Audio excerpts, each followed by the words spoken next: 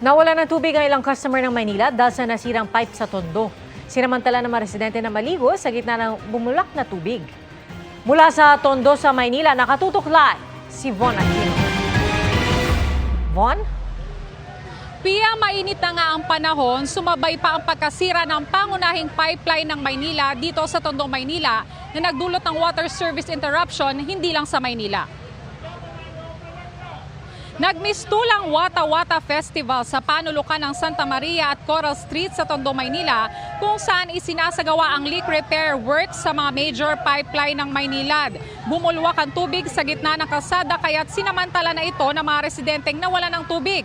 Ang ilan, kanya-kanyang dala ng mga container. Ang iba, pagkaigib, ibinuhos na sa katawan. Ang bahay naman ng isang residente binaha dahil sa pagtagas ng tubig sa kalsada. Ayon sa Maynilad, nagkaroon ng emergency pipe breakage sa pangunahing water pipeline nila sa Santa Maria at Coral Street. Kaya maaring nakararanas ang ilang customer sa mga bahagi ng Manila ng low pressure hanggang sa walang tubig.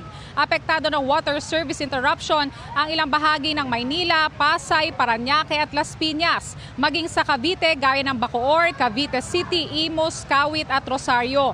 Nagsagawa ang Maynilad ng pressure management at repair works. Ayon sa Maynilad, magpapadala sila ng mobile water tankers at mayroon ding stationary water tanks sa piling lugar na maaring pagkunan ng tubig habang nagpapatuloy ang repair. Paalala ng Maynilad, ang restoration schedule ay maaring magbago depende sa lawak na pinsalang matutukoy habang isinasagawa ang repair works. Narito ang pahayag ng mga residente.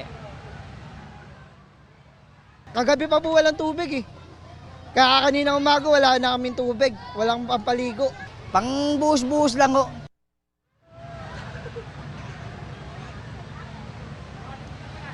Ayon sa Maynilad, posibleng maibalik ang serbisyo ng tubig mamayang alas 11 ng gabi pero imomonitor pa raw nila ang sitwasyon at magbibigay na lamang sila ng update sa kanilang mga social media pages. Pia?